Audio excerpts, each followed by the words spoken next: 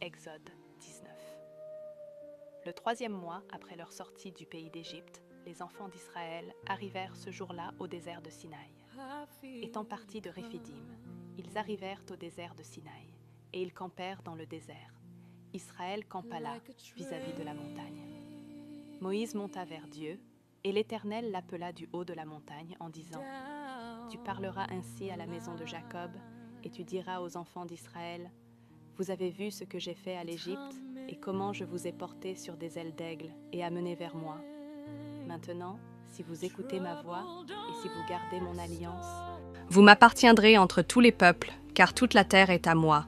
Vous serez pour moi un royaume de sacrificateurs et une nation sainte. Voilà les paroles que tu diras aux enfants d'Israël. » Moïse vint appeler les anciens du peuple, et il mit devant eux toutes ces paroles, comme l'Éternel le lui avait ordonné. Le peuple tout entier répondit : « Nous ferons tout ce que l'Éternel a dit. » Moïse rapporta les paroles du peuple à l'Éternel. Et l'Éternel dit à Moïse : « Voici, je viendrai vers toi dans une épaisse nuée, afin que le peuple entende quand je te parlerai, et qu'il ait toujours confiance en toi. » Moïse rapporta les paroles du peuple à l'Éternel.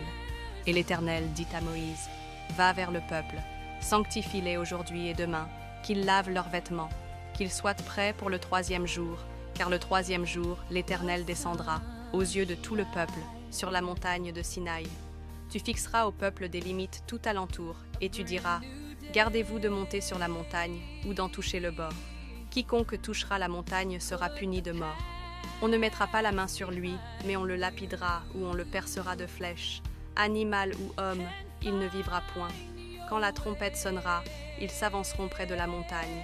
Moïse descendit de la montagne vers le peuple. Il sanctifia le peuple, et ils lavèrent leurs vêtements. Et il dit au peuple : Soyez prêts dans 3 jours, ne vous approchez d'aucune femme. Le 3e jour au matin, il y eut des tonnerres, des éclairs, et une épaisse nuée sur la montagne. Le son de la trompette retentit fortement. Et tout le peuple qui était dans le camp fut saisi d'épouvante.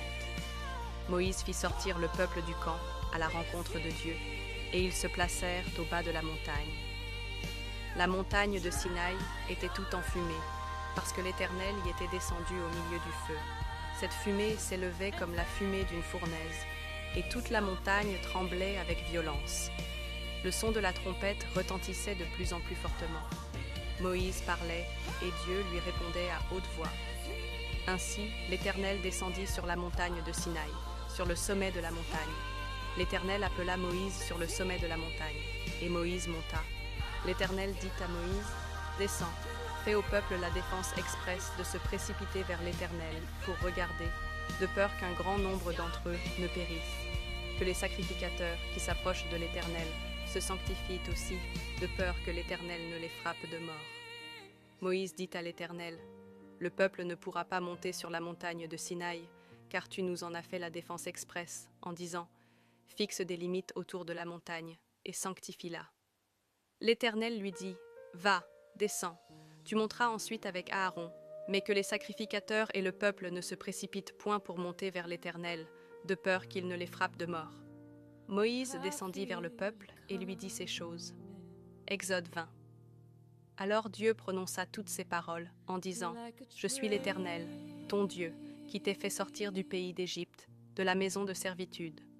Tu n'auras pas d'autre Dieu devant ma face. Tu ne te feras point d'image taillée, ni de représentation quelconque des choses qui sont en haut dans les cieux, qui sont en bas sur la terre, et qui sont dans les eaux plus bas que la terre. Tu ne te prosterneras point devant elles, et tu ne les serviras point, car moi, l'Éternel, ton Dieu, je suis un Dieu jaloux, qui punit l'iniquité des pères sur les enfants jusqu'à la 3e et la 4e génération de ceux qui me haïssent, et qui fait miséricorde jusqu'en 1000 générations à ceux qui m'aiment et qui gardent mes commandements. Tu ne prendras point le nom de l'Éternel, ton Dieu, en vain, car l'Éternel ne laissera point impuni celui qui prendra son nom en vain. Souviens-toi du jour du repos pour le sanctifier. Tu travailleras 6 jours et tu feras tout ton ouvrage. Mais le 7e jour est le jour du repos de l'Éternel, ton Dieu. Tu ne feras aucun ouvrage, ni toi, ni ton fils, ni ta fille, ni ton serviteur, ni ta servante, ni ton bétail, ni l'étranger qui est dans tes portes. Car en 6 jours l'Éternel a fait les cieux, la terre et la mer, et tout ce qui y est contenu, et il s'est reposé le 7e jour. C'est pourquoi l'Éternel a béni le jour du repos et l'a sanctifié. Honore ton père et ta mère, afin que tes jours se prolongent dans le pays que l'Éternel, ton Dieu, te donne. Tu ne tueras point, tu ne commettras point d'adultère, tu ne déroberas point, tu ne porteras point de faux témoignages contre ton prochain, tu ne convoiteras point la maison de ton prochain, tu ne convoiteras point la femme de ton prochain, ni son serviteur, ni sa servante, ni son bœuf, ni son âne, ni aucune chose qui appartienne à ton prochain. Tout le peuple entendait les tonnerres et le son de la trompette. Il voyait les flammes de la montagne fumante. À ce spectacle, le peuple tremblait et se tenait dans l'éloignement. Ils dirent à Moïse, « Parle-nous toi-même, et nous écouterons. Mais que Dieu ne nous parle point, de peur que nous ne mourions. » Moïse dit au peuple, « Ne vous effrayez pas, car c'est pour vous mettre à l'épreuve que Dieu est venu, et c'est pour que vous ayez sa crainte devant les yeux, afin que vous ne péchiez point. » Le peuple restait dans l'éloignement, mais Moïse s'approcha de la nuée où était Dieu. L'Éternel dit à Moïse, « Tu parleras ainsi aux enfants d'Israël. Vous avez vu que je vous ai parlé depuis les cieux. Vous ne ferez point des dieux d'argent et des dieux d'or pour me les associer. Vous ne vous en ferez point. Tu m'élèveras un autel de terre, sur lequel tu offriras tes holocaustes et tes sacrifices d'action de grâce, tes brebis et tes bœufs. Partout où je rappellerai mon nom, je viendrai à toi, et je te bénirai. Si tu m'élèves un autel de pierre, tu ne le bâtiras point en pierre taillée, car en passant ton ciseau sur la pierre, tu la profanerais. Tu ne monteras point à mon autel par des degrés, afin que ta nudité ne soit pas découverte. » Exode 21. Voici les lois que tu leur présenteras. Si tu achètes un esclave hébreu, il servira 6 années, mais la 7e, il sortira libre, sans rien payer. S'il est entré seul, il sortira seul. S'il avait une femme, sa femme sortira avec lui. Si c'est son maître qui lui a donné une femme, et qu'il en ait eu des fils ou des filles, la femme et ses enfants seront à son maître, et il sortira seul. Si l'esclave dit « J'aime mon maître, ma femme et mes enfants, je ne veux pas sortir libre », alors son maître le conduira devant Dieu et le fera approcher de la porte ou du poteau, et son maître lui percera l'oreille avec un poinçon, et l'esclave sera pour toujours à son service. Si un homme vend sa fille pour être esclave, elle ne sortira point comme sortent les esclaves. Si elle déplaît à son maître qui s'était proposé de la prendre pour femme, il facilitera son rachat, mais il n'aura pas le pouvoir de la vendre à des étrangers après lui avoir été infidèle. S'il la destine à son fils, il agira envers elle selon le droit des filles. S'il prend une autre femme, il ne retranchera rien pour la première à la nourriture, aux vêtements et au droit conjugal. Et s'il ne fait pas pour elle ces 3 choses, elle pourra sortir sans rien payer, sans donner de l'argent. Celui qui frappera un homme mortellement sera puni de mort. S'il ne lui a point dressé d'embûche et que Dieu l'ait fait tomber sous sa main, je t'établirai un lieu où il pourra se réfugier. Mais si quelqu'un agit méchamment contre son prochain en employant la ruse pour le tuer, tu l'arracheras même de mon autel pour le faire mourir.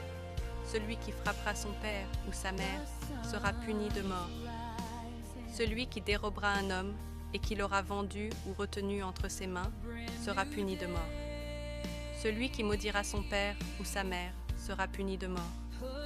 Si des hommes se querellent et que l'un d'eux frappe l'autre avec une pierre ou avec le poing sans causer sa mort, mais en l'obligeant à garder le lit, celui qui aura frappé ne sera point puni, dans le cas où l'autre viendrait à se lever et à se promener dehors avec son bâton.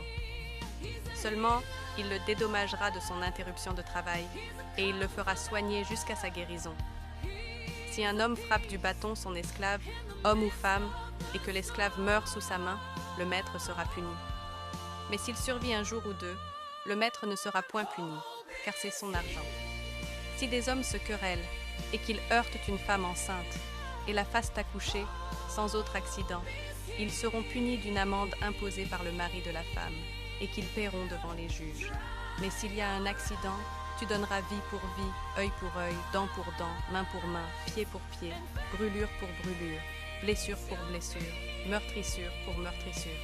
Si un homme frappe l'œil de son esclave, homme ou femme, et qu'il lui fasse perdre l'œil, il le mettra en liberté pour prix de son œil. Et s'il fait tomber une dent à son esclave, homme ou femme, il le mettra en liberté pour prix de sa dent. Si un bœuf frappe de ses cornes un homme ou une femme, et que la mort en soit la suite, le bœuf sera lapidé, sa chair ne sera point mangée, et le maître du bœuf ne sera point puni. Mais si le bœuf était auparavant sujet à frapper, et qu'on en ait averti le maître qui ne l'a point surveillé, le bœuf sera lapidé, dans le cas où il tuerait un homme ou une femme, et son maître sera puni de mort. Si on impose au maître un prix pour le rachat de sa vie, il paiera tout ce qui lui sera imposé. Lorsque le bœuf frappera un fils ou une fille, cette loi recevra son application. Mais si le bœuf frappe un esclave, homme ou femme, on donnera 30 cycles d'argent au maître de l'esclave, et le bœuf sera lapidé. Si un homme met à découvert une citerne, ou si un homme en creuse une et ne la couvre pas, et qu'il y tombe un bœuf ou un âne, le possesseur de la citerne paiera au maître la valeur de l'animal en argent, et aura pour lui l'animal mort. Si le bœuf d'un homme frappe de ses cornes le bœuf d'un autre homme, et que la mort en soit la suite, ils vendront le bœuf vivant et en partageront le prix. Ils partageront aussi le bœuf mort. Mais s'il est connu que le bœuf était auparavant sujet à frapper et que son maître ne l'ait point surveillé, ce maître rendra bœuf pour bœuf et aura pour lui le bœuf mort.